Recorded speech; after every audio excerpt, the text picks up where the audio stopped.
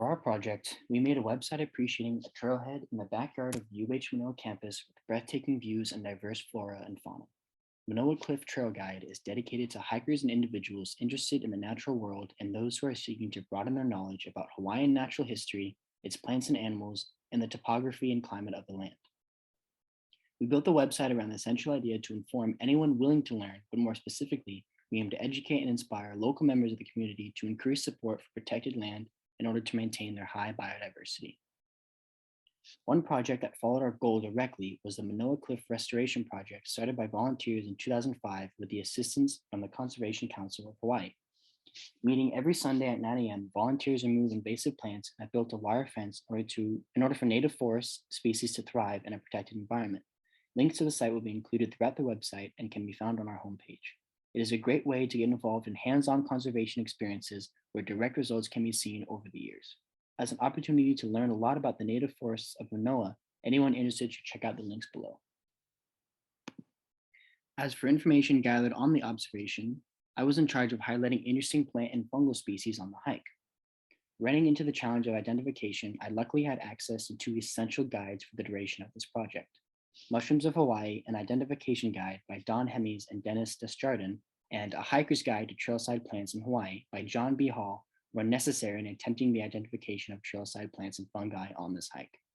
A few of the species seen on the trail include a young koa tree and mamaki plants in the restored, fenced-off area of the Manoa Restoration Project, but outside its protective walls of the wire fence and in the habitat of wild pigs, invasive plants were everywhere. From mosses like the family Phacidens to 70-foot hardwoods like the family Lophosamon, everywhere you look, there is some different shade of green. As for fungi, only one individual, a member of the parasitic family Tremella, was observed, most likely due to its bright orange color, calling the attention of any passing animal. Overall, the immense biodiversity of the land is still waiting to be fully acknowledged, and hopefully some of these pictures and information here inspire you to get outside and see what beauty the land has to offer when it has a little help.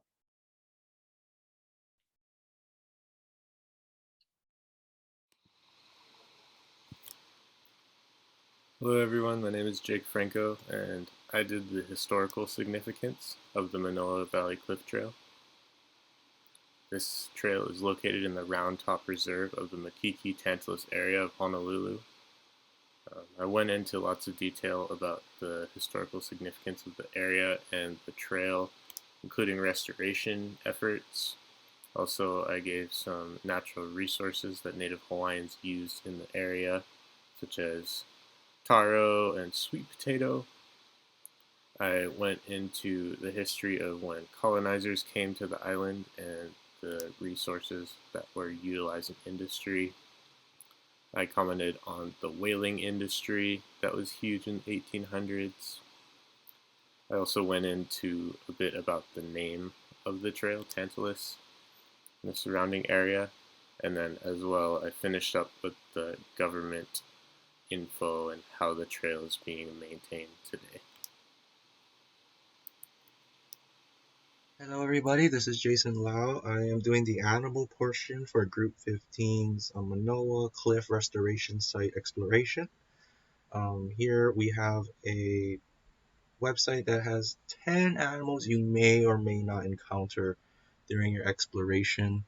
The target audience is again the families who are looking for a different hiking experience, and here we have 10 animals you may or may not see on your hike. And so we have a little intro here, and you may or may not see these animals.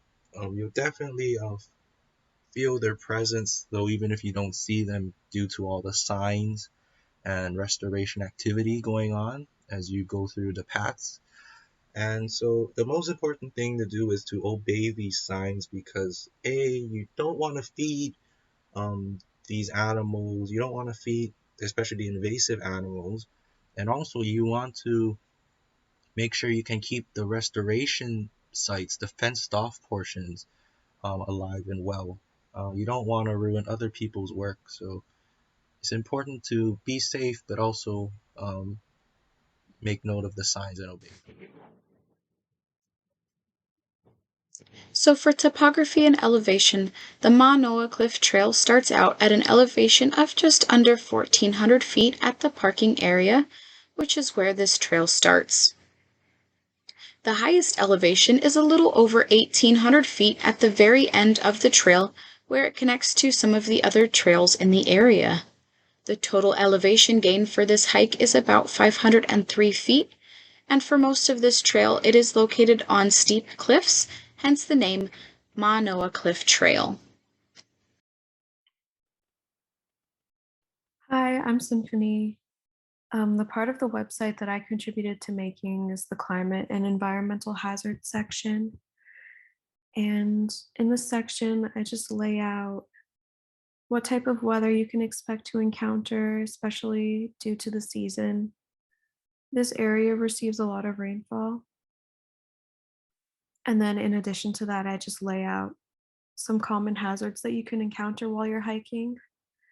This includes rainfall, leptospirosis, which is especially prominent in Hawaii, feral animals, and UV damage. And all of these risks are really important to protect yourself against while you're hiking to prevent injury. And then I just lay out some general hiking tips and then also a short packing list of things that you should bring.